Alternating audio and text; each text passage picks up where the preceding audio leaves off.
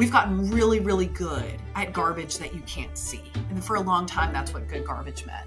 For people who were working hard on figuring out how to have less garbage to begin with, good garbage is garbage that we're noticing, garbage that we are seeing. Hello. Welcome to the Good Garbage Podcast. My name is Ved Krishna. My primary reason for existence has been to find ways to leave our wonderful planet cleaner. We will be speaking with material innovators, creators, and propagators to learn from them how we can build for scale and towards a regenerative future. Their stories will help us answer the big question, what is good garbage?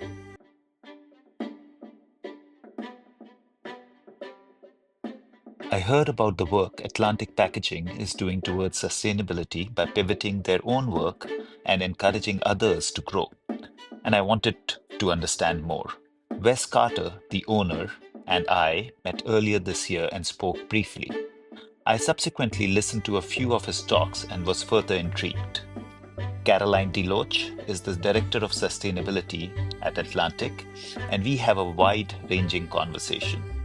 Atlantic is clearly committed to change, and it makes a huge difference when larger organizations make this effort, as they have such an extensive network and reach. Atlantic starts with reducing the packaging footprint for its customers and then explores alternative materials as well. Their New Earth project and ventures is working towards investing and scaling various startups and new technologies that will enable more change. Caroline herself is so committed to making a difference, and Atlantic have clearly the right leader in her for this purpose. This conversation will fill you with hope. Enjoy and learn. Hello. I'm delighted today to have Caroline DeLoach, the Director of Sustainability at Atlantic Packaging. And Caroline, you may not know this, but I've been hounding Wes for a while. I meet him in different trade shows and stuff. I said, Wes, when are you going to come on my show? And, he's like, yeah, we'll figure it out. But I'm so happy that he actually got you to come on it because I've been wanting to learn more and more about Atlantic. And of course, I'm deeply intrigued by you now, you the person. And we're going to start right at you being zip-tied to the White House fence. Tell us about that, and then we go backwards and forward. Sure. Well, thank you so much for having me. I'm so excited to be here. And yeah, that history of my little civil disobedience has faded a little bit into the background unless people do a little bit of Googling. But basically, the story was when I was a sophomore in college living in DC, I participated in a nonviolent protest at the White House against the Keystone XL pipeline, in which about 400 college students from across the country basically zip-tied ourselves to the White House fence to garner media attention and staged a die-in basically in front of the White House, again, protesting the Keystone XL pipeline. And, there had been protests against Keystone for several years by the time that happened in 2014. A lot of, very large protests, but this was one where young people were putting themselves on the line and gathered a lot more media attention because we risked and had arrests. And, at the time, what we were looking for was for President Obama to veto the pipeline, which he did in 2015, I believe. So, it was obviously not just because of that protest, but because of years of nonviolent civil disobedience and protests against the pipeline. But I mean, just in terms of my experience, it's the one and only time I've been arrested. But I was zip tied to the White House fence for about 6 hours, which I did not expect to be up there for that long. It's the coldest I have ever been.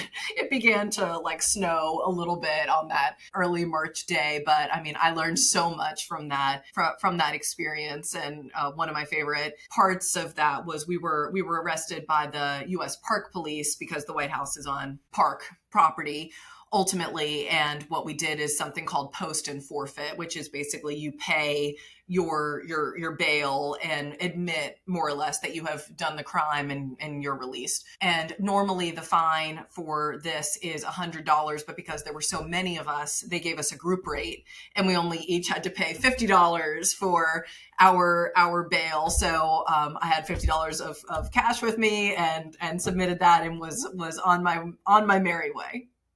I didn't know they did discounting for arrests and bails. That's amazing that you managed to do that. So this is really intriguing, and of course, it shows something about the person you are. Why was it so important for you? Or let's make it more generic. Why are issues like that so important for you that you're going to put yourself on the line and you're going to try and really influence in some way or the other? Tell us more about what is it in your personality that helps you do that?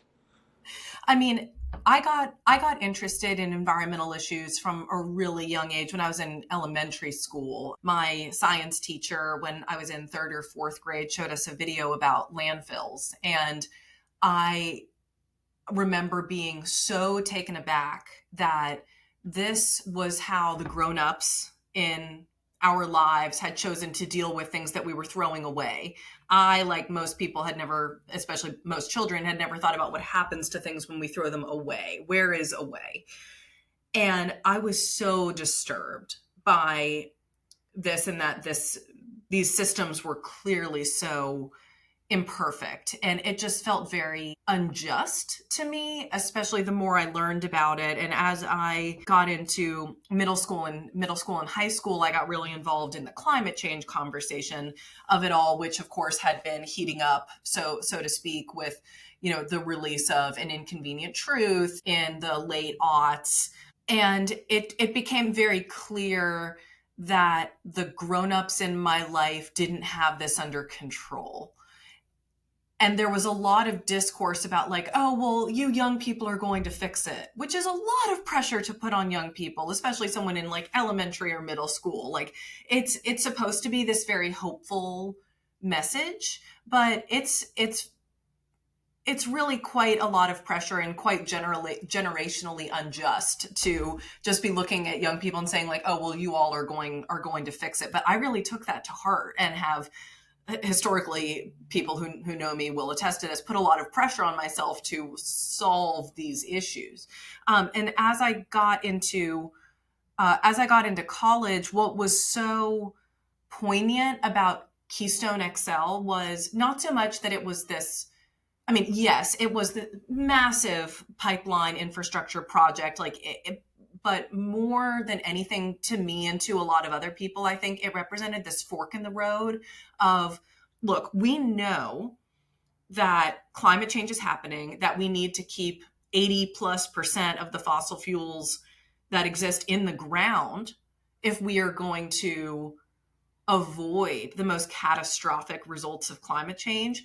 And if we know this, then why are we building these massive fossil fuel pieces of infrastructure? So it wasn't so much just about Keystone. It was about this knowledge of like, we know that this is what we have to do. So why are we permitting this project and others going forward? Keystone happened to be the one that galvanized so much support, in part because it was an international project, from Canada to the Gulf, in part because of the impact it was going to have on a lot of indigenous lands. So it had gotten a lot of public attention. It served as a really good foil for this discussion of why are we doing this? So it wasn't so much that it was just about Keystone so much as it was this fork in the road. And I think a lot of young people who were involved, especially thanks to organizations like 350.org and Bill McKibben, who had done this really fantastic tour called Do the Math about how much fossil fuels needed to stay in the ground. It had really galvanized a lot of that support from young people, especially college students, at the beginning of the fossil fuel divestment movement. So it definitely represented this moment in time, and felt like, I'm a student. I have the privilege to go to the White House on a Sunday and zip tie myself to a fence, and I know it's just going to be a misdemeanor. And I will kind of be able to, post and forfeit that $50 of bail and more or less explain, like, this is why I thought this thing was important to be like, yes, it was a risk, but I wasn't putting my body in the line, so to speak, like chaining myself to a pipeline, like I admit that this was all very like symbolic in nature, but it was and still is very important to me. So a few years have passed since that time, and of course, you've experienced more life. How do you see civil disobedience, activism? Do you still feel that that's really important, or have you had a change of heart, change of mind? Would you still go and, do something like that if, your if the issue calls out to you, or in general, there is a desire that I don't like this and I'm going to do something. Is that younger Caroline still in you, or you've evolved towards a different Caroline? I absolutely still think it is just as important as I did. If anything, I think it's more important. We've crossed such a Rubicon in terms of political discourse and political polarization, and unfortunately, getting media attention for big issues like this is so much a part of the strategy for getting anything done. And so sometimes risking arrest, as an example, is a really powerful tool for getting that kind of media attention. The thing that I think is different now that I've, like you said, experienced more life is I'm very glad that I did that when I did, because as I mentioned, being a student and having the kind of freedom and autonomy to go do that kind of thing all day on a Sunday is not necessarily time that I have now with, I have a 9-month-old. Like, I wouldn't be comfortable right now going and risking arrest, not being 100% sure that I would be home that night. I mean, I had a feeling when I did that in 2014, like I will be home that night, but I wasn't 100% sure. There were no guarantees of any of this. And it was a time of my life that I had a lot of the bandwidth to do that. And that's not to say that you can't do that as a grown up. Like, you absolutely can, but life gets real, and there are certain times of your life where you have a little bit more freedom to do that kind of thing. And I really encourage students in particular to go after those opportunities, not necessarily like just to get arrested, but to get involved with any kind of activism, because you often have a particularly powerful voice. Like, one of the reasons I got so involved with the fossil fuel divestment movement when I was in college was because as students demanding something of our universities, we were, for lack of a better word, the customer of the university. You have power as a student to influence universities to do something when you're a student. So you might as well take advantage of that time. I'm a big fan of the idea of do what you can with what you have where you are. And as a student, you have a lot of power there. You also have a lot of time. When you're an employee somewhere, you have, some leverage to encourage your employer to adopt sustainable practices and work with your customers to do that kind of thing. But the power dynamic is still different. You're an employee, you're not a customer. So you have to figure out where are the places in your life where you are the customer, so to speak, where you have some power to demand better from the powers that be. And when you're a student, you're the customer in a lot of ways of universities, whether we kind of like it or not. So it was a very cool opportunity. And I think people are often looking for what are the young people standing for right now. And, in 2014, that was this like very specific moment in time where a lot of students were demanding action from universities on fossil fuels. Yeah, just don't tell everybody about the discount you got, that might encourage others to get it. Yeah, Oh, it's not really $100, they give you a good rate. I'm sure inflation has brought it up. Who knows? No, this is great. So I also saw that you had a very interesting mix of subjects when you were studying, and it was political science, environment, and music. So that's super interesting. And tell us more about that, like your choice of what did you have in mind that this is what I want to do and hence I'm going to study this, or there was nothing in mind and I'm just going to do what I like and figure it out? Was there a thought process that went into that? Yeah, I mean, honestly, the truth of the matter was I was really hoping for an environmental studies major. At the time, Georgetown did not have an environmental studies major. They had an environmental biology major. I knew I didn't want to be a biologist, but they had this environmental studies minor. So I had to figure out, well, what am I going to major in? I know I'm going to minor in environmental studies. What am I going to major in? And of course, I'm in DC, I'm at Georgetown. The most popular major at Georgetown is government. And I mean, it was hard at the time not to look around and say, I mean, if I'm going to combine environmental studies with anything, shouldn't it be policy? Shouldn't it be the way that we actually get any of this stuff done? And so the government classes that I took my first year of college were fascinating to me. I had always been interested in politics and policy thanks to my parents who were very politically literate and involved. So it just seemed to me that if I was going to combine environmental studies with anything, that thinking about it through a political science government policy lens made a lot of sense. And then, the music on top of it, people should take advantage of their time in college where they can. I had been a pianist and a singer throughout my childhood and high school, and just really wanted to continue my musical education. So thankfully, I was lucky enough to have enough room in my schedule to also complete a music minor, which just gave me a lot of joy and fulfillment. So it had nothing to do with government or environmental studies, but still something I'm very happy that I did. Yeah, and it nurtured the artist in you. That's It continued to nurture it. So then you joined the big Deloitte, or the little Deloitte. So of course that's an ocean, right? That's like right. huge. And we've worked with Deloitte now and then, and they have just so many divisions and so many things happening. And of course, there's political advocacy, but then there is also accounting and, consulting and all of that. So how did that happen? And were there important learnings that came from working with such a large, diverse organization?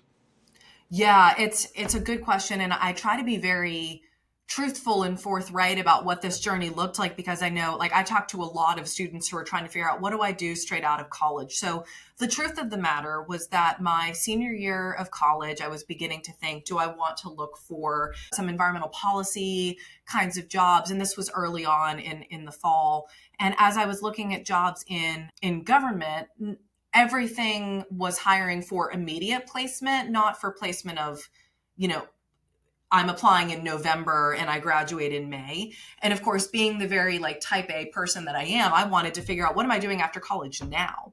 And around November of my senior year, Deloitte and a bunch of other firms, are coming on to big college campuses and looking for their next batch of right out of college hires. I had always been kind of fascinated by the idea of consulting, because I love asking the right questions and working with lots of different people in fast-paced environments. And so I was like genuinely intrigued by the idea of consulting. So I began to go to info sessions and hear the kind of work that they were doing.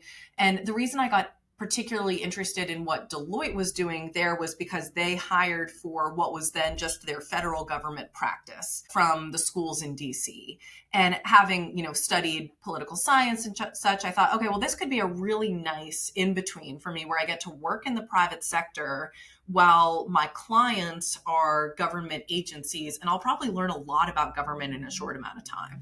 Even though I had kind of pictured myself going into government or some kind of political advocacy out of school, here was this opportunity that was presenting itself in like November of my senior year, where I could go ahead and lock something down that did genuinely sound interesting to me. So some of it was genuine interest, and some of it was this desire to go ahead and lock down what I was doing. And the reason that I bring that up is because I find that a lot of students are really anxious to figure out, what am I going to do after college?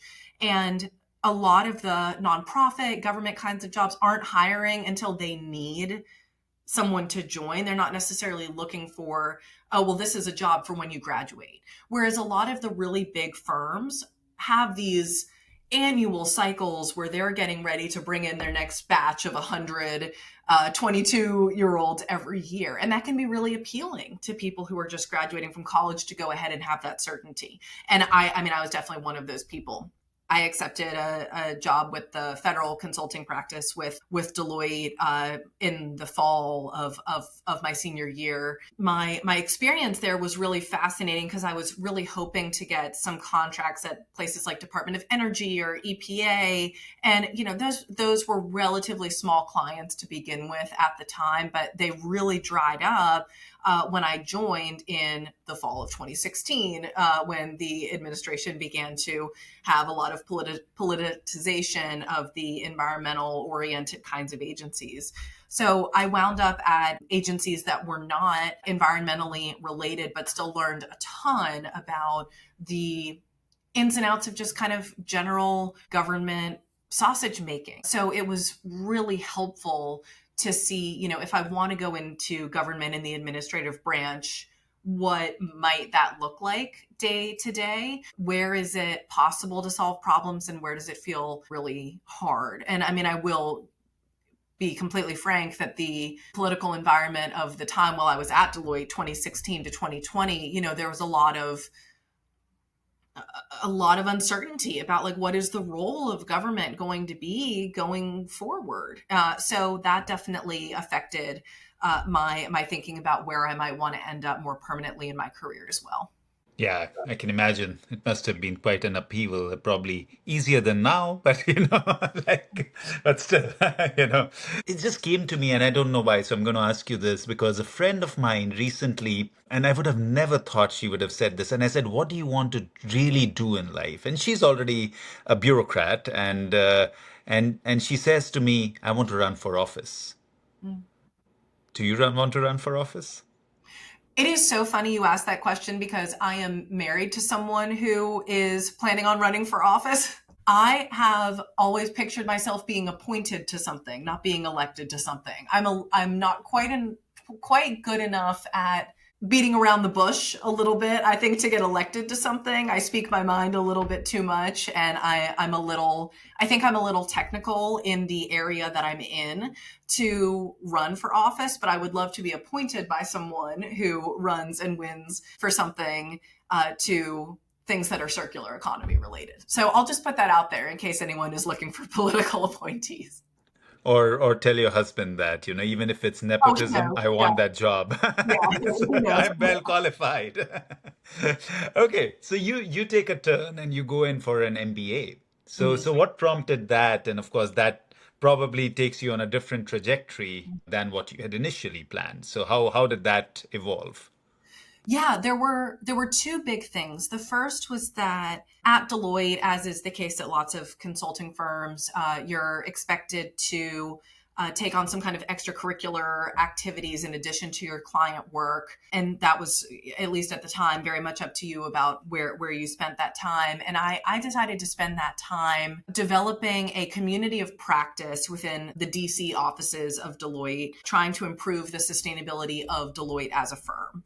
And that was obviously a huge undertaking. I mean, a massive firm, many, many things to think about. But as I was working with other folks, especially younger folks who were really interested in how do we improve the sustainability of this business, I found that that was my favorite part of my day. And it was something I was probably spending 10% of my time on, but it was easily the time that I looked forward to the most was how am I going to help the firm improve its sustainability. So that was one piece of it where I found myself really enjoying kind of the private sector. How do we improve the sustainability? The other thing that was going on, to my earlier point, was as I'm involved in government as a contractor and as I'm seeing the news and seeing, the US pull out of the Paris Climate Accords, for instance, I'm feeling pessimistic that the US government is going to do at the federal level is going to be doing what is necessary to mitigate the effects of climate change and to develop a circular economy. And I am seeing more and more voluntary commitments from corporations on climate, circular economy, many other issues. So as these things are happening, I'm thinking, well, I feel like I've gotten good at articulating why sustainability is the right thing to do, but I think I need to get a lot better at articulating why sustainability is the smart thing to do from a business perspective. And frankly, I had avoided pretty much all business classes when I was in college. I had this sense of, business and the private sector is the reason we got in this mess. Capitalism is how we got here, which is still true as far as I'm concerned. But I still felt like I needed to be able to get into the belly of the beast to understand how are we going to change this from a business perspective if the government isn't going to do it. So having failed to take pretty much any business classes when I was in college, I thought, okay, I think I might need to go get an MBA to get really good at articulating this. So I had originally thought maybe I wanted to go get a Master of Public Policy and an MPP. But as I got more and more into this idea of, I actually think that maybe the private sector is where a lot of this is going to happen, I decided an MBA was the place to do it. Yeah, I did spend part of a summer at Yale in New Haven, and I just remember a lot of time in the swimming pool, actually. I used to do a lot of swimming back then, and it was spent in that beautiful pool. So I was doing a program on quantum learning, and it was over the summer, Cool. but the first day, of course, that time, I don't know what New Haven is like now, and I'm talking way before. It was like 1995, so long time back, and I remember the police came in the first day to tell us what we can and what we cannot do. Like we Mm. cannot go into these areas, we cannot walk at night like this, da da da da da, because so dangerous at that point. I don't know if it's improved, but that's my memory of New Haven and Yale, swimming and the police. Well, that part's kind of unfortunate. I can't attest to the difference between now and the late '90s or anything. But I had a lovely time in New Haven, and what was so special about the program that I was in, and the reason that I chose it was, yes, I wanted an MBA, but I also wanted further education in some more technical environmental areas that I hadn't gotten to focus on in college. And the Yale School of Management program is really special because they allow you to take any number of classes outside of the School of Management and have them count towards your MBA. And this interdisciplinary opportunity and perspective was so important to me. I mean, as you can tell from everything that I've said, I'm an interdisciplinary learner and thinker. I want to be thinking about all of it. And as much as I was just saying that I was very focused on how can business be this force to act on climate and circularity. I still very much believe in the power of government. It's just where are we each going to choose to make that change. But in any case, Yale has what was previously called the Yale School of Forestry, now called the Yale School of the Environment. And I was able to take a bunch of classes there that I counted towards my degree. So I did a lot of focus in a field called industrial ecology, which is basically the field of the circular economy, the science of the circular economy. And that was so helpful to put together with my business education and some of the other classes that I took on regulation. I am so grateful for my time at Yale because it really gave me the business basics that I needed to be able to speak about why sustainability is the smart thing to do. And then I got this really fantastic graduate education in some of these environmental topics that I felt I was lacking. And how did Wes manage to find you? Or I how found did you him. manage to exactly. So either case, because I was also thinking, it's a side note, but when you were talking about, I was joining the two things together. You came into Deloitte thinking, okay, you might work on certain environmental kind of projects, but since you didn't get them, you started working on sustainability within Deloitte. So, you clearly have it in your genes or deep set. So that's such a beautiful thing to have in a person when they are chosen for a role like this. So how did Atlantic come about?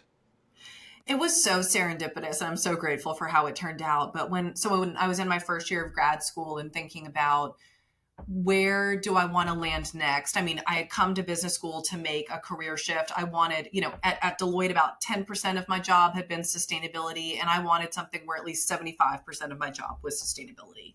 And I was trying to figure out what would the field or the role look like that would make me feel like I was accomplishing something. And as I was going back to the first topics that had gotten me really interested in the environment. As I mentioned earlier, from my experience in elementary school, it was trash, it was landfills. I really wanted to be focusing on that. And so I started looking at the EPA data of what winds up in landfills, as one does, and saw that there are three big categories of things that we throw away in municipal solid waste, and that's food, textiles, and packaging. And I figured if I can make an impact in one of those, I will feel really good about my career. So I started looking for opportunities in those three fields. I knew that I needed to be in North Carolina for my now husband. And so I literally Googled at one point sustainable packaging North Carolina just to see what would happen. And up popped Atlantic. And Atlantic had, from what the digging around that I did on the website, had clearly been like well established as this very technical packaging company focused on packaging optimization. And it was clear that they were taking this packaging optimization that was in their DNA and saying, actually, this has a very real implication for packaging sustainability, which is becoming more important. But they were clearly at the beginning of this journey. But I saw some videos of Wes speaking very passionately about this topic and about the packaging industry's critical role in addressing this problem. And I thought, this is someone I think I want to work for. And I found his email and I cold emailed him and said, hey, I'm an MBA student at Yale. I know this is random, but I'm looking for an internship for between my 2 years of grad school. Would you consider taking on an intern? And I think like 40 minutes later, he replied and said, yes, let's chat. We set up some time and it just was really clearly a good fit. And that first summer that I spent, it was, the timing was just really serendipitous because Atlantic was trying to find its footing in how can we further the sustainable packaging conversation with our areas of expertise? And I could bring in this more technical, well, how do you assess whether something is actually sustainable? How do you assess if it's going to make its way through the recycling stream, or if a composter is actually going to want it? And if it's actually going to work for the purposes that our customers need. And so I got to bring in this sustainability meaning making, for lack of a better word. And so at the end of that summer, I went to Wes and said, hey, I would really love to come back when I graduate. Could I come back as some kind of sustainable innovation analyst or something? I think it would be a really good fit. And he said, can you come back as our director of sustainability? I said, yeah, I would love to do that. That would be my dream job. And he said, can I convince you to skip your last year of grad school and come on right away? And I said, no, you cannot convince me to do that. I'm going to finish this up, but I can't wait to come back. So I really got to land like this dream job, like right out of grad school. The asterisk that I'll put on that for a lot of, potential sustainability job seekers and such is, as I was looking for jobs, my friends were going into banking and tech and working for big CPG companies that we had all heard of. And here I was going to work for this company that none of my friends had ever heard of. And there was something a little bit uncomfortable about that, of like, am I doing something wrong that I'm not going to work for one of these big names that all the other MBAs are going to work at? But I was getting the perfect role. And like the perfect thing for me in the right location with the right culture. And I am so glad that I took the job at the place that nobody had heard of, because the role is so much more important than the name of the company. Yeah, it's definitely think you also have a contrarian streak in you, so that probably fed that well, right? That okay, I'm going to do my own thing. So come what may. So of course we have a very global audience, and I know Atlantic very well, and I know it's huge, and it's probably one of the biggest privately held packaging companies globally. But tell us more. Give us a talk through an Atlantic and what it does, just so that the audience hears of it, and I learn more about what all are the divisions, what is it doing? Because I know it has a plethora of packaging activities and maybe a little bit of the history as well. Yeah, sure. So Atlantic is actually an 80-year-old company. It's, as far as we know, the largest privately held packaging company in North America. And as I mentioned before, it's a very technical packaging company in that we specialize in packaging design, optimization, equipment, and processes. So a lot of the packaging that we do is what we would call secondary and tertiary packaging. So the packaging that goes around the primary packaging. So just to back up for people who may not be aware of, the packaging types, we often think of packaging in primary, secondary, and tertiary, sometimes called logistical packaging. And the primary packaging is what's touching the product itself. So let's just say that you have like a bar of soap. If you have like a paper wrapper or a plastic shrink sleeve around the bar of soap, like that's the primary packaging. And then if you have a 2-pack bundle of soap and those are bundled together like in a box, that's secondary packaging. And then if you have a whole case of those, that's like tertiary packaging. And your logistical packaging is like when you put that on a pallet with a bunch of stretch wrap, like the stuff that actually moves it through our economy. So Atlantic, for the most part, focuses on secondary and tertiary packaging. And for the most part, we are actually a distributor, which, in some ways is like a dirty word within the packaging industry, except here's why I bring it up from a sustainability perspective. We source from a huge network of suppliers for all kinds of packaging.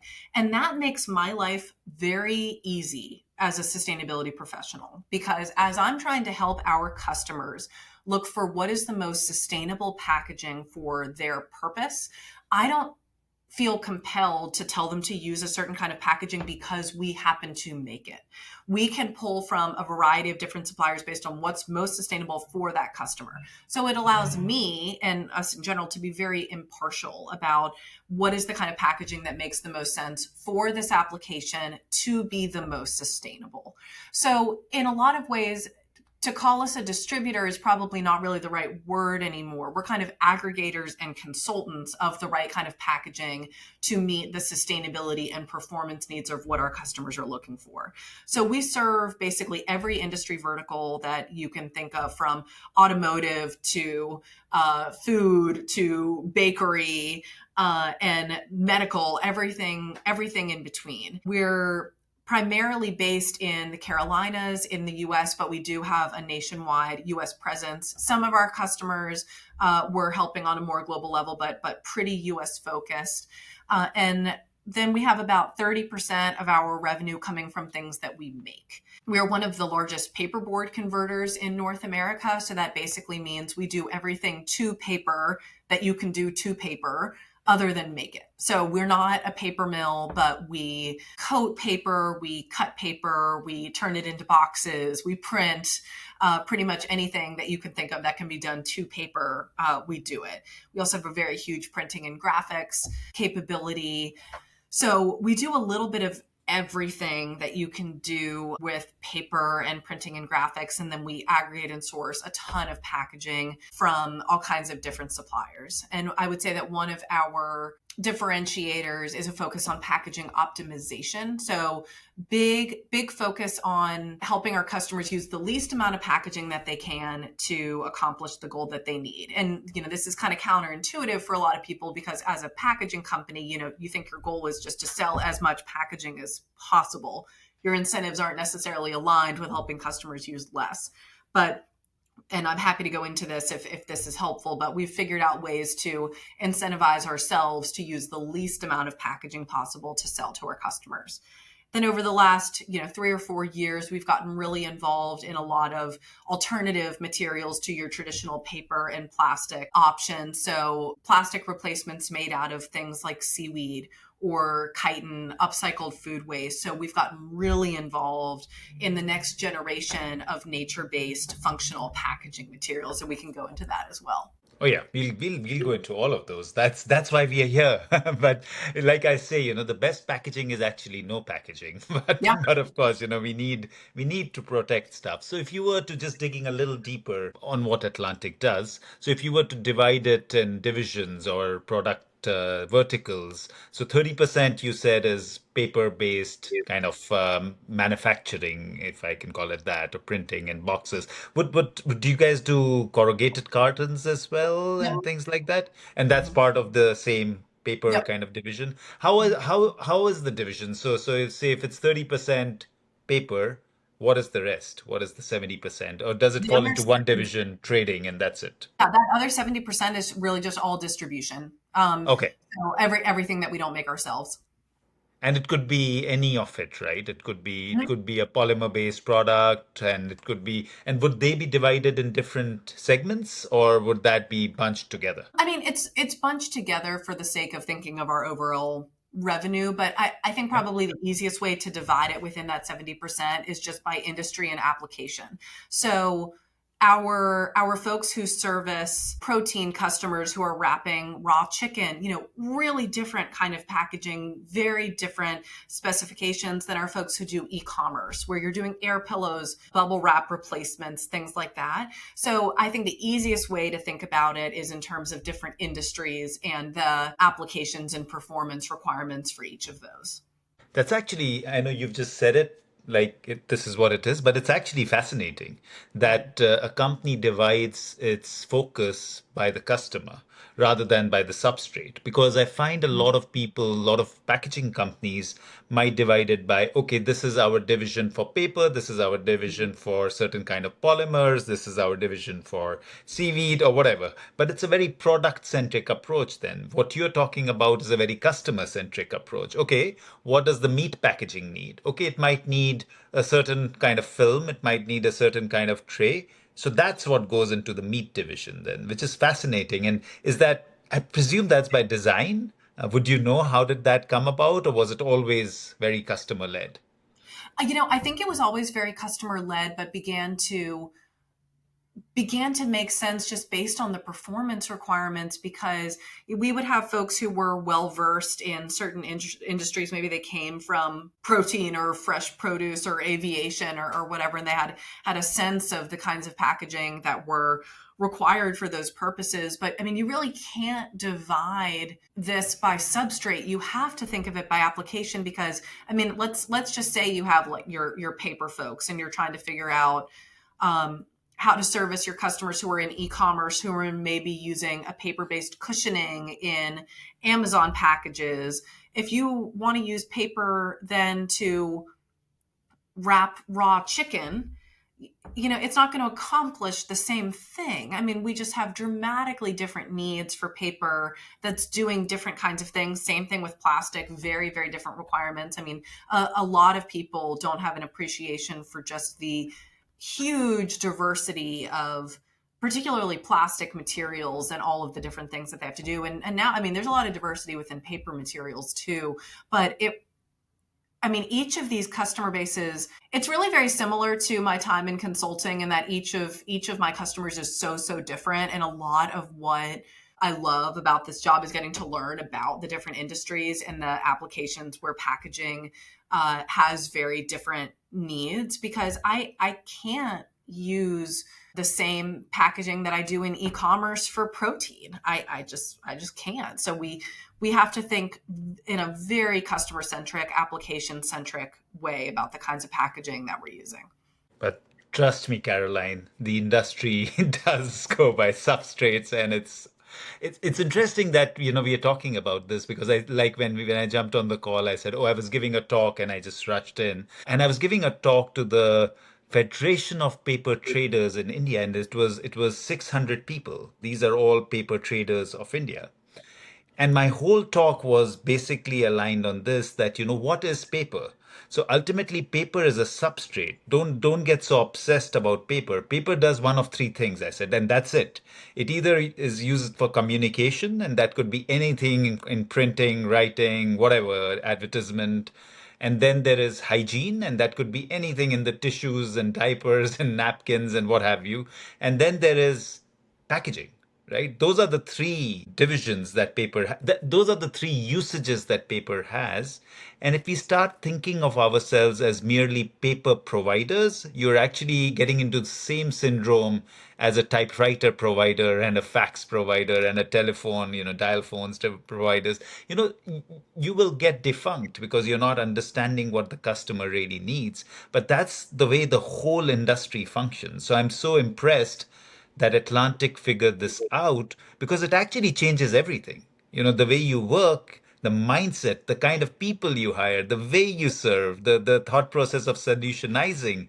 It's actually a very smart way to do it. And I'm going to congratulate Wes separately on that. I didn't know this bit. So great. Good on you guys to do that. And of course, I want to, and you can, of course, comment on that more if you want, but I'm just going to step into what I really want to talk about. And I know you are the right person to talk to that about the whole idea of the New Earth project. And of course, I know that Wes had a certain awakening, and he decided that he's going to really work on this, and he has. So tell us more about that whole idea and how you guys are planning to build it. Sure. So, a New Earth project was born kind of out of an experience that Wes had of learning that the top plastic polluters in the world were mostly our customers. Looking at a lot of the CPG companies, especially with like food and beverage packaging that winds up in our oceans, lakes, and rivers, and thinking, wow, if we sit in the middle of the packaging supply chain and we're the ones who are supplying a lot of this packaging to our customers, we have not only a role, but a responsibility in figuring out how to advise our customers and move them away from the most harmful single-use plastics that wind up in our environment.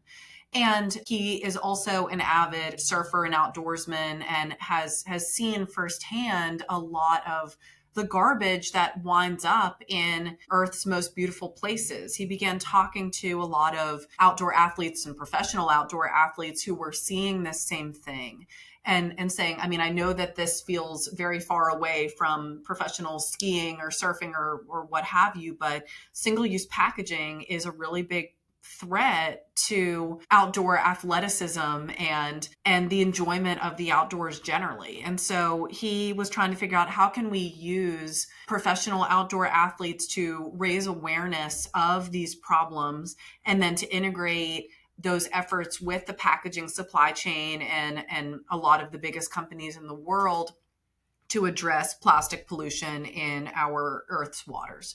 So a New Earth project began with an effort to use the outdoor industry as kind of a series of pilots to move away from single-use packaging towards curbside recyclable or compostable packaging solutions that we could tell stories about.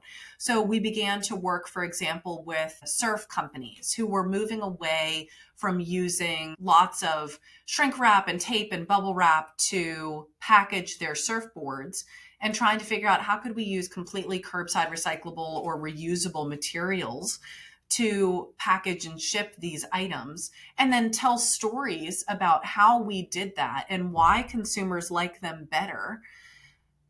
And of course, the way that we can think about moving away from single-use plastics for a surfboard can tell us a lot of lessons about how to move away from single-use plastics for packaging a cabinet or a washing machine. Those stories are not quite as fun to tell with the washing machine or the cabinets, which is why using surfboards or skis can be such a powerful storytelling tool. We could have these outdoor advocates show like, oh, look how cool this packaging is, and I don't have to throw any of this stuff away. I can recycle it instead. And so we've really used, in the first few years, have used a New Earth project to highlight the outdoor industry and how we can make those shifts and the lessons that they can tell us about industry-wide changes that we can make in the packaging supply chain. So over the last couple of years, a New Earth project has evolved to include a catalog of New Earth approved products. We have a series of kind of aspirational North Stars that we're looking for in terms of the packaging that we prefer to put on the market where we can and to help match our customers with.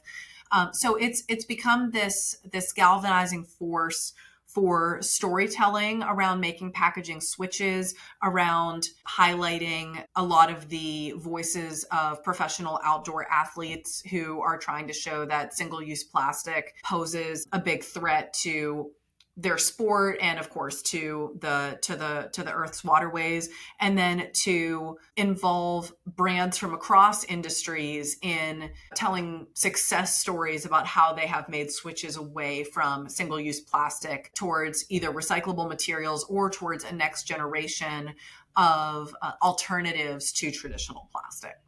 And does it kind of tag team with your whole idea of reducing the amount of packaging as well? Or is this is a totally different kind of take on packaging?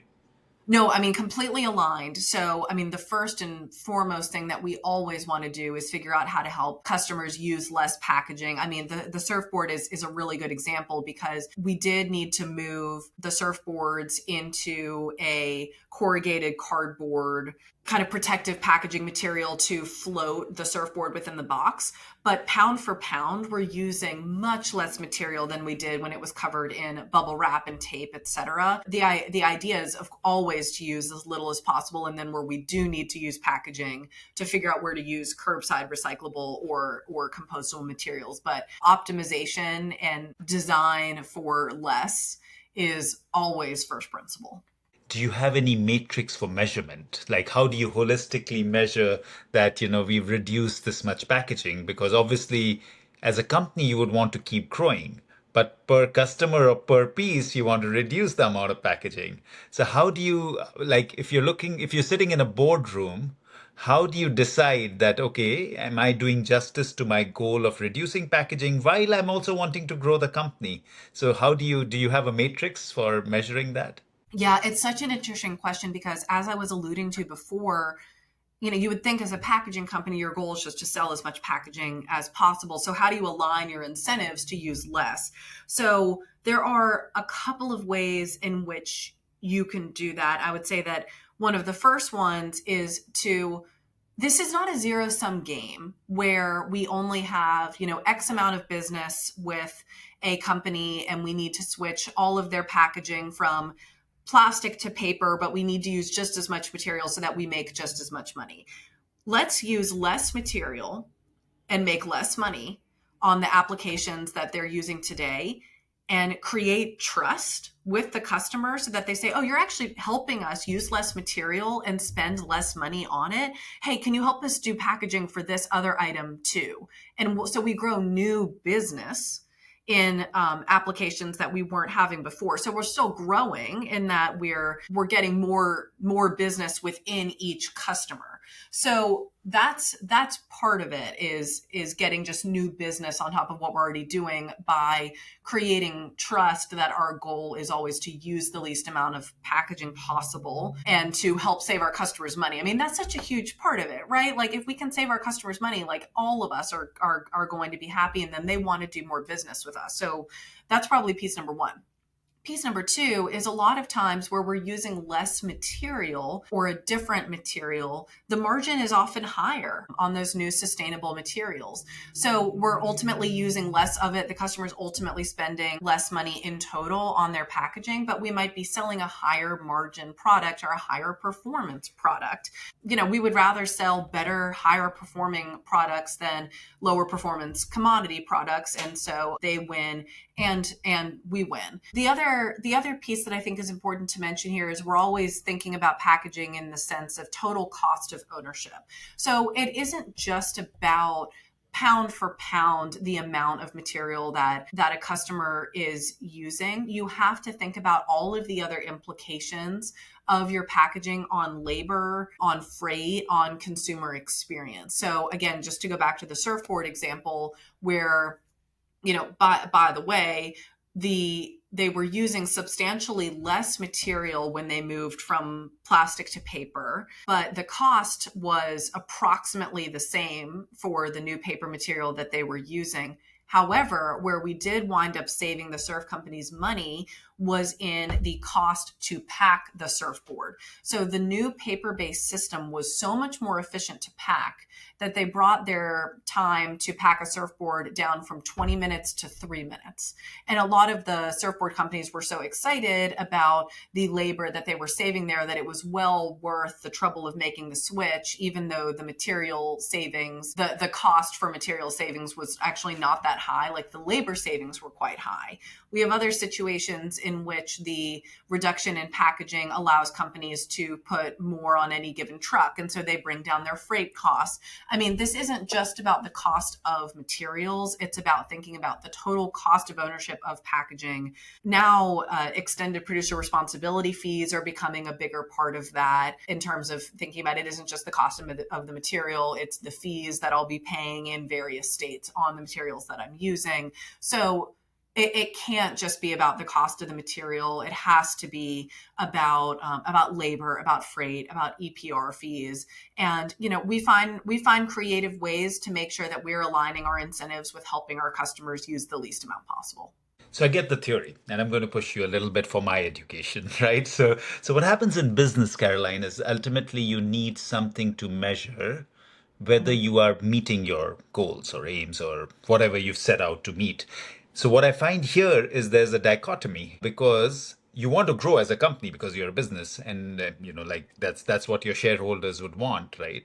Growth. But what you're doing is very noble that you're cutting down on the amount of packaging, which exactly what you're saying. There's going to be more customer stickiness for you. There is going to be more customers who will get attracted to you. But what I'm trying to understand, if there is, and you can totally shut me down and say, wait, we don't have a real number for it. But if there is, how would you measure your performance at the end of the year or end of the quarter? That guys, we reduced this much packaging and we increased this much revenue, right? Mm-hmm. Because then you're kind of assessing the business angle of or the business sense of that as well, that I'm meeting my aim in reducing. Because in theory I understand it, the spirit is great, we want to do this and I'm totally aligned with you in spirit. But how would you get to, okay, I'm reducing this much and yet increasing this much business? Is there a measure for it? At the end of the quarter, do you say this much packaging per piece? So, for example, when we are producing, like our company produces, say, paper, we would typically measure contribution per hour, right? This is the amount of contribution that this machine makes per hour based on the certain sales price, certain tonnage, certain da da da da da. And that's the one figure that governs us. But it's based on what we are trying to do, right? So again, does Atlantic have that kind of measure which kind of doesn't contradict each other? Mm-hmm. Yeah, it's such a good question. And the honest answer is no, we don't have that metric right now.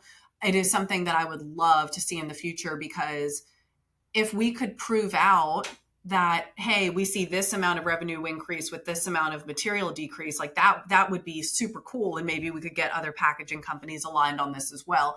I think that that's probably the next frontier. As you know, I mean, measuring this stuff is really hard. Like with thousands of customers, I think what we would need to be doing is asking each of our salesmen to help capture, what are the material savings that you've helped this customer achieve this year? And then what have been your sales increases that you can attribute to that? Of course, like that attribution in itself is hard. So it would be, a really big, but I think very worthwhile effort to try to figure that out. We haven't gone down that road yet.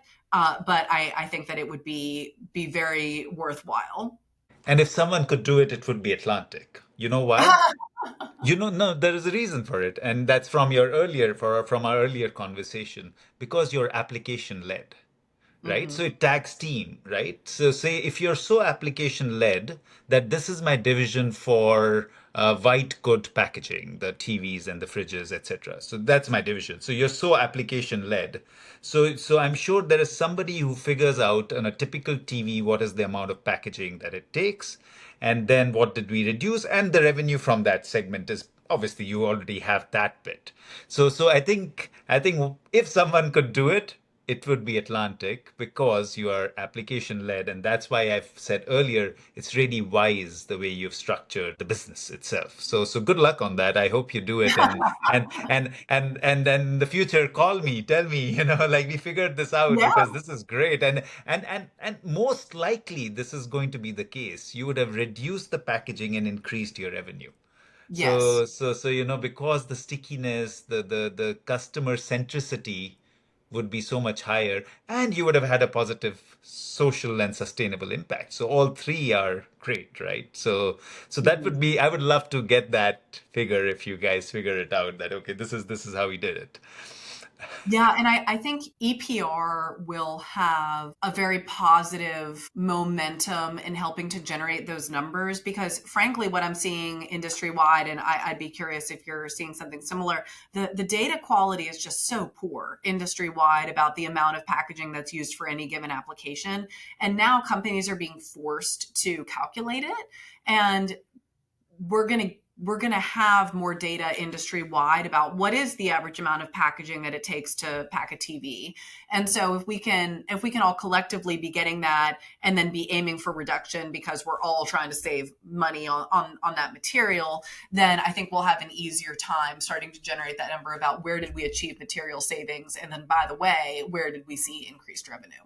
Yeah, your sustainability report would be a lot hard hitting, like when you actually come out with those numbers. But that said, there is awareness. Like when I meet customers, they know the amount of packaging they're using. If not in the amount of pounds or tons, they know, well, they also know that, but they also maybe they don't know per piece, but they definitely know this is the percentage of revenue that goes into packaging, Mm. right? And then they can pretty much figure out, like if you talk to them, they would have figured out if there is a particular customer who you reduce the amount of packaging for, they would have seen it immediately because it would have been okay, this is the amount of dollars they were spending on packaging, and this was the percentage of revenue that was going into packaging, and it's come down. It would be pretty evident to them. So they might know, and if you ask them, they may or may not tell you.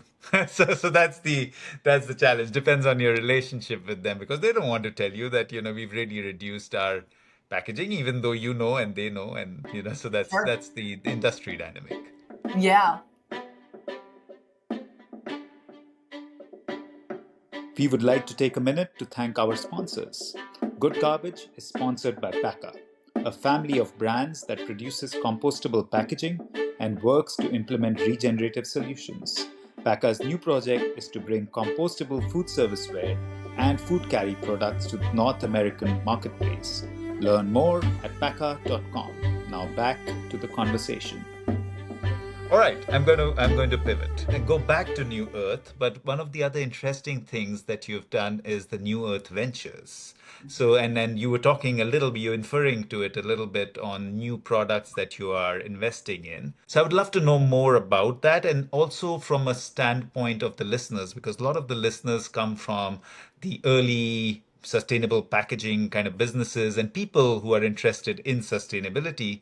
So even you can give a shout out as well that, guys, if you're doing something interesting, reach out. So what is it all about? How did it come? What are you trying to achieve? We have a lot of great sustainable packaging technologies out there today that are recyclable or compostable, but as a lot of people who listen to this podcast are probably aware, we're also seeing a renaissance of new packaging innovations, particularly to replace traditional petroleum-based single-use plastics made out of pretty much any material that you can think of. There's someone trying to make some kind of packaging material out of it. And it used to be, that you had a handful of big companies like the 3Ms of the world or whoever who made packaging. And now it's so exciting because we're seeing all of these startups who are trying to create new packaging substrates. And, it's very exciting when we read these headlines saying like, blah, blah, blah, company is making packaging out of whatever. But then, of course, the rubber hits the road of how do these companies figure out what kind of applications they should be making? How do they get connected to the right kinds of customers to pilot this stuff with? And then how do they get the money to actually do that and avoid, the valley of death that a lot of sustainable innovations or any innovations wind up in. So this conversation kind of started because we met the folks at Cruz Foam who were making an alternative to expanded polystyrene, brand name Styrofoam for those who don't live in the polymer world all day. They were making a replacement for styrofoam that was compostable. And we were trying to figure out, okay, how do we help this company get to the right customers and scale? And at first, this was a few years ago, we thought, well, maybe the thing for us to do is basically to be their exclusive go-to-market partner. Like, we should be their distributor. And so we started this agreement where we were partnering with them on cold chain shipping systems for meal kits, pharmaceuticals, things like that. And what we found, very frankly, was that while there were customers that we could match them with, like, just some of those applications were not our area of expertise. And we needed to figure out other ways that we could help them get to scale without being their only distributor. So we thought, okay, well, maybe being their exclusive distributor is not the way to do this. Maybe what they need is an investment from us. They need investment and they need technical know-how. And so maybe we can provide that without this kind of exclusivity. Maybe we want other people to be selling Cruz Foam if we actually want it to be proliferating in the market. So that kind of turned into this idea of, have we accidentally just started like a corporate venture arm where we are investing in these technologies, not just with money, but with sweat equity and technical know-how, with our 80 years and 2,000 employees worth of technical know-how and engineering, where maybe we can help find these companies that are making the next generation of sustainable materials and help match them with the right customers. And we can take, an equity stake or provide other kinds of financing in exchange. So over the last couple of years, we've kind of soft launched and will soon be hard launching this corporate venture arm called New Earth Ventures, where we are looking for those next generation of materials, but also other technologies like software or MRF sortation technologies that are helping to scale the circular economy. And maybe we can lend our technical ability to help get them to scale. A lot of that has to do with figuring out what the right customers and applications are. When we hear about these new packaging types, they often don't have the scale, the production capabilities to go live with a Procter & Gamble or someone on a massive product line to begin with. It wouldn't be fair to expect them to. So how do we figure out which brands it makes sense to do smaller scale pilots with, to keep developing the material so that we can eventually get them to working with a Procter & Gamble or a Unilever or whoever. So we're trying to be this incubator, for lack of a better word, to get these new materials to market. So what I will say, thanks to your invitation, is if anyone out there is developing what they think is the next generation of sustainable materials, particularly those that are recyclable or compostable or reusable, please find us. We want to hear about it. We want to figure out which ones we can be the most helpful with getting to market that have the most sustainability promise. So right now, our investments include Cruz Foam, which I mentioned, Sway, which is a material innovation company making flexible films made with seaweed, and then a software company called Specright, which is helping to improve the packaging specs for all kinds of customers, and will also have a really big EPR reporting benefit. So we're looking for those material innovations for sure, but also if there are pieces of software or, as I mentioned, waste diversion or sortation technologies, like, we're interested in those as well. So please find us, and you'll start to see more from New Earth Ventures coming up this fall. Like, Caroline, this is huge. Like, the I can tell you, because I get to meet a lot of, through this show as well and other platforms, I meet a lot of younger companies and younger people. I typically even reserve a day a week when, if somebody wants to talk, just talk and see what we can do. And all the three things that you've mentioned are the stumbling block: getting to market, getting the right amount of money, and scaling or technology. Those are the three pockets that people talk about. And like you said, it's the valley of death is somewhere with one of these that that they run out of money or they cannot scale or don't know how to reach a customer.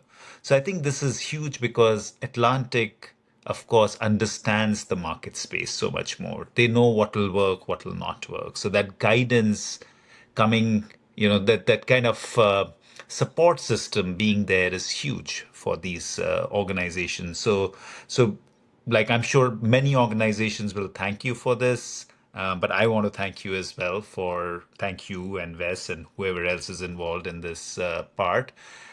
And it is going to benefit Atlantic as well because you are going to come out with better products and you're going to have the first right of refusal and what have you.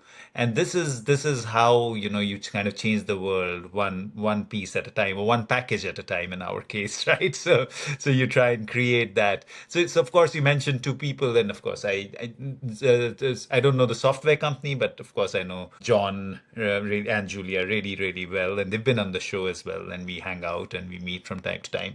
I'm glad John gave you time because I keep teasing him. You'll only give us time when you have time from Leonardo and Ashton. So, so but he's a great guy, and I'm glad that you guys are working with them. Are you also seeing the shift in customer attitudes? How are you seeing that? Because I've seen it go both ways, right? Because in general, till the current kind of scenario didn't emerge politically, there was more of a shift that was happening.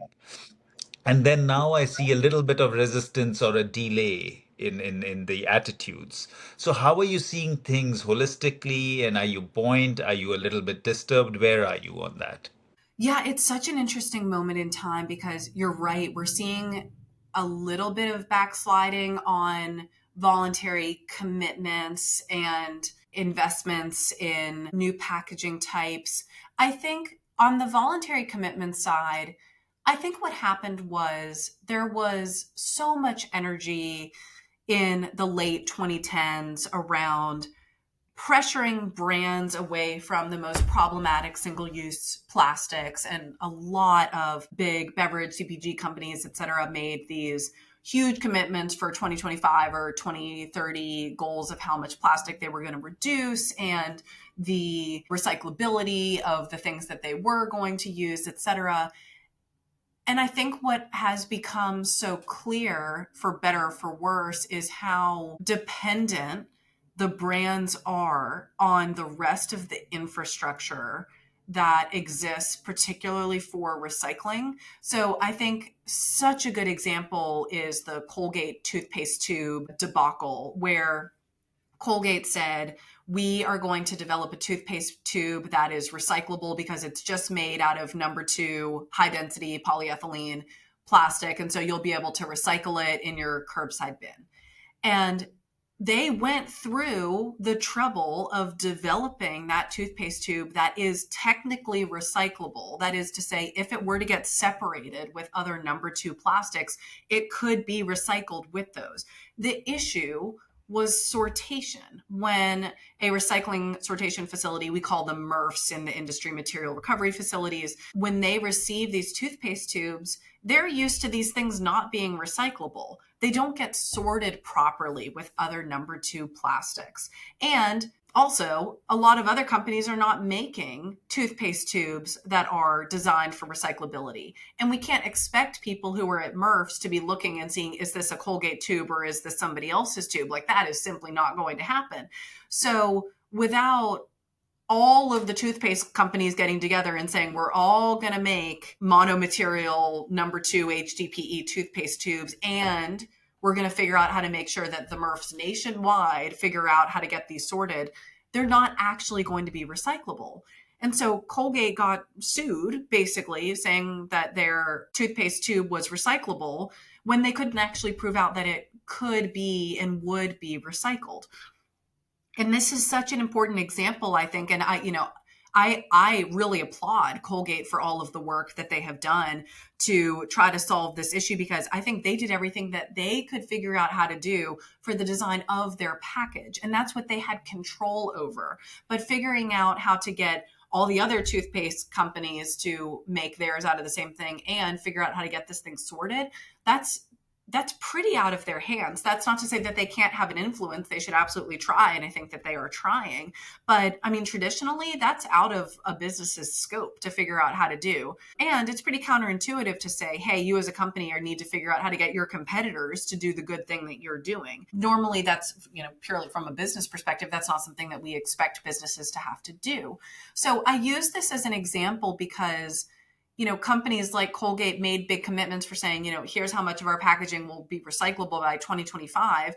They undertook these massive investments to figure out how to do it, only to get in trouble, more or less, for doing it. Yeah, there have been some successes, like, don't get me wrong, but I think this has been a lot harder than anybody originally thought because we're so reliant on the infrastructure. The example I bring up over and over is it's very similar to saying, like, we're going to get this number of electric cars on the road by whatever year. We're super dependent on the availability of charging stations if we're actually going to do that, because consumers are facing range anxiety, I think is the word that we use for it now. Like, they don't want to buy electric cars if they don't feel like the charging infrastructure exists. So very, very similar idea here. So I think we've seen a lot of backtracking on the voluntary commitment because it just wound up being a lot harder than a lot of the companies thought that it was going to be. When I talk to companies, I hear a lot of the desire to move towards more sustainable packaging still there. I just hear a lot more hesitation now that there's more understanding of what it takes supply chain wide to actually get to recyclability or compostability or what have you, and seeing how reliant we all are on each other and on the rest of the supply chain to actually accomplish the end of life that we want to see for packaging. I don't know if that means that we're going to see a new wave of voluntary commitments over the next few years that are maybe a little bit more tempered based on what companies actually have the power to do versus what they don't. But I think they'll probably just be continuing to quietly work in the background without hamstringing themselves by saying, hey, here's what our goal is. And oh, by the way, we didn't meet it. And it is complex, right? And like you're exactly what you're saying, you do try to do something good and get into trouble for trying to do something good, and that doesn't encourage you that much. And not just in terms of the MRFs, it's also complex because there's trillions of dollars invested in the supply chain pre-packaging. I mean, Yeah. like you can think about Atlantic's own supply chain. There is a certain way the polymers have run for the last 30, 40 years, and there's a certain coating process that they use. The machines are optimized for that polymer. And now if you're trying to run even a seaweed on it or a paper-based product on it, paper-based coatings on it, you're going to have to go through a certain amount of modifications or at least adjustments.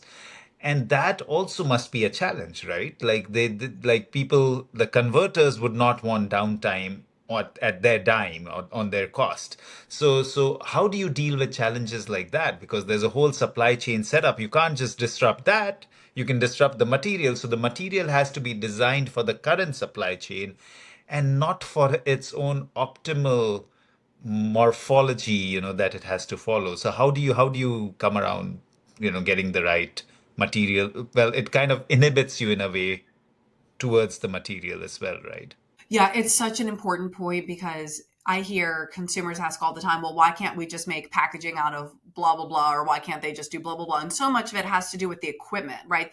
And this was something I had no appreciation for before I was at Atlantic, but the equipment used to apply the packaging to the product is so carefully engineered and so optimized to run at specific speeds and to avoid damage.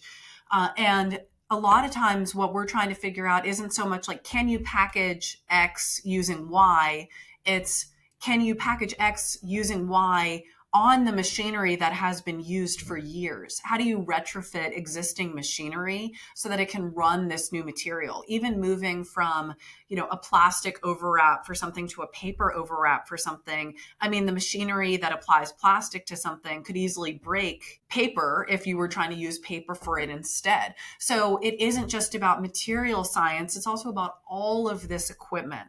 And then to your point as well, you also have the MRF of it all, where you're trying to optimize for existing MRF equipment. And one of the examples that drives me crazy is we have a lot of opportunities to move from small plastic packaging to paper. And the paper is recyclable technically in the sense that if we got it separated with paper, it would be recycled. But right now it's really, really small. And small format stuff doesn't run through MRFs very well. We often lose it. It just gets landfilled.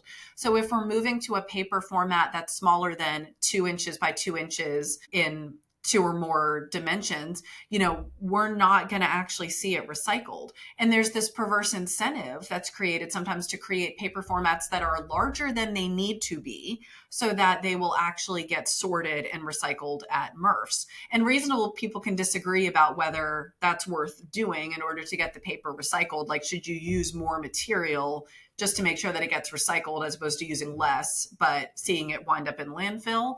So we have these realities at MRFs right now, things like the small format issue. Most things that are smaller than an index card are simply not going to be recycled. So we're dealing with like the current situation of MRFs while hoping that we can throw some money at MRFs to improve their technology to do things like sort resin types that we don't normally sort or deal with small format. By the way, I would be remiss not to mention the Circle Act, which has been introduced in Congress. This is a bipartisan piece of legislation to give a 30% investment tax credit for recycling equipment, because as we know, like so much of this improvement requires CapEx to do. And so we want to see better and more recycling equipment out there. So why don't we create an investment tax credit for recycling equipment, just like we have for wind and solar over the last however many years? So there are mechanisms that are out there that could help improve some of this equipment and machinery. I think the Circle Act could be a really cool way to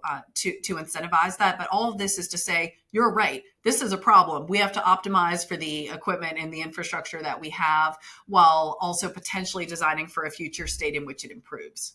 Yeah, I just hope all of us keep taking one step and then hopefully it all comes together at some point. So what about just taking a cue from what you were saying? What about how involved do you need to be on the policy side? Are you actively involved on that side, or that's a different group?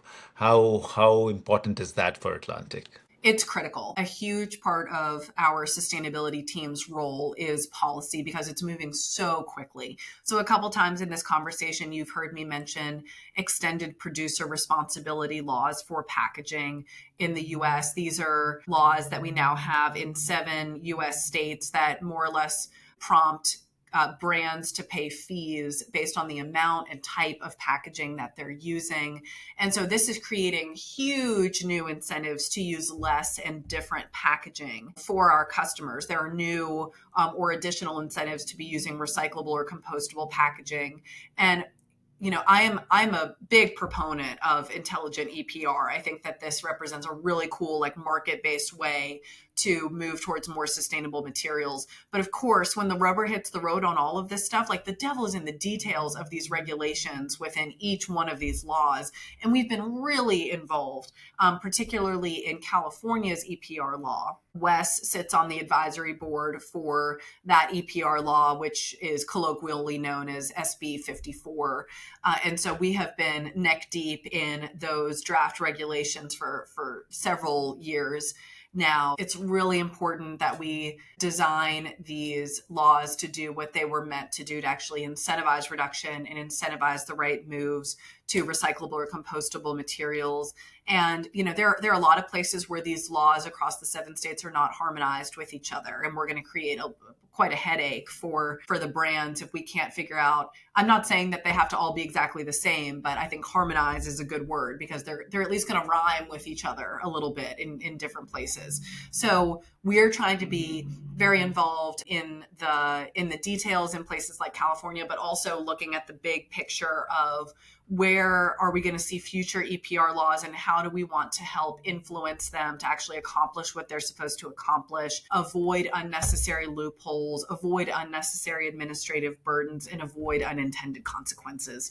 So the short answer is we have been very, very involved. I'm very excited that it's as big a big part of my job as it has been, given that, as you know, I studied policy. And so really I'm finally getting to do this thing that I really wanted to do. It's interesting that it's all happening at the state level. Very little of this, aside from the Circle Act that I just mentioned, which is proposed legislation, is happening at the federal level. So much of this momentum is state.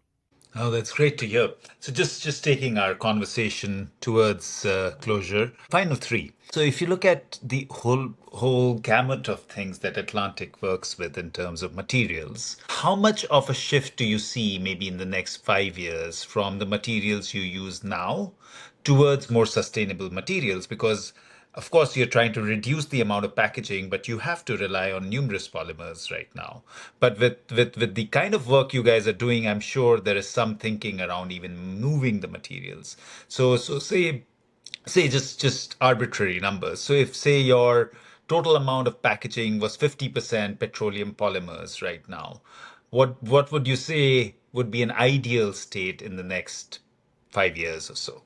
Very interesting question. So I don't know off the top of my head what percent of our packaging is petroleum-based polymers at this point, but within the next 5 years, I would love to see, like, for the amount of packaging we're doing right now that is plastics, I would love to see in the next 5 years that we were getting 25% of it to nature-based functional materials. I know that probably sounds like a small number, but it's important to remember that traditional petroleum-based plastics have had like 70 years to get to the point that we have them today. And, $1 trillion or more in innovation and investment. And we're asking for a huge amount of change and momentum for these new materials in a very short amount of time. So, I'm trying to be ambitious, but also realistic about what we might see. But I mean, if we could get to 25%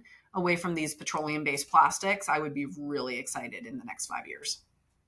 Oh, believe me, you're being ambitious. I'm from the industry. It's tough. And for the listeners, why I say that is because they probably don't know Atlantic's size, right? You are huge. So when you are that huge and you have to take care of your customers' interest. And what I find what is really important is the dharma of packaging, as I call it. The dharma of packaging is to protect what is inside. You cannot compromise on that. Everything else is after that, because if you don't do that primary job and the product that is inside gets impacted or spoiled, then there is a bigger damage even ecologically. So we must remember that. And I think in terms of Atlantic size, if you were able to cut down by 25%, that's a pretty big number. It's not going to be a small number. So good on you to be able to take that. And I hope that with you there and with Wes's kind of spirit and desire and energy, it is going to happen. I actually can see it happening. So that's a pretty big shift. And coupling that with my next question, what would be a desire, like especially when you're looking at your New Earth ventures, and you're trying to help them scale, what would be a desired state, maybe in terms of any number you want to choose? It could be tons or revenue or whatever, and it's a dream, right? I'm not going to hold you to it. So say in the next 10 years this time instead of 5, what is going to be your dream that, these companies together, and maybe there are 100 more that you invest in, we're going to together produce this much revenue or this many tons in the next 10 years of these new age materials? Oh, that's a hard one. I mean, I think it would be really cool to see the new materials represent 40% of Atlantic's revenue in 10 years. It's definitely really ambitious. As I mentioned earlier, what I'm a little bit hopeful about is that some of these new materials can be high margin products for the packaging industry. So maybe they could represent, a higher proportion of revenue. But I mean, that would be really cool if in 10 years they represented 40% of our revenue. That is a cool number. I like it because thinking that even if you were growing 10% every year, you would have grown almost over 5x in size in the next 10 years. And then if it's 40%, we're going to give each other a high five, Yeah. in 10 years when we meet, if you do that, and even if you do 30, we'll still give each other a high five that's pretty big in new materials. That gets me, I can feel my excitement. So that's great. Good answer. Okay, my final question. What does good garbage mean to you?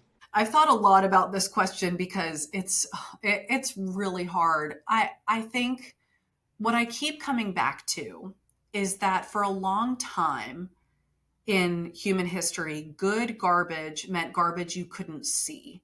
It meant let's figure out how to keep our societies as hygienic and clean as possible by getting garbage out of the way and away from potential threats to the environment and to human health. And in a lot of ways, we've come really, really far in that sense. I am still convinced that like the underpinning of a functioning society is like good trash collection. Like when you see trash collection stop, people get really, really upset. Things go downhill very quickly. You see disease rise. It's a huge problem.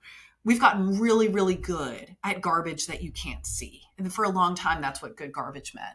And I want to turn that on its head a little bit and say that for our purposes, for people who are working hard on figuring out how to have less garbage to begin with, good garbage is garbage that we're noticing, garbage that we are seeing.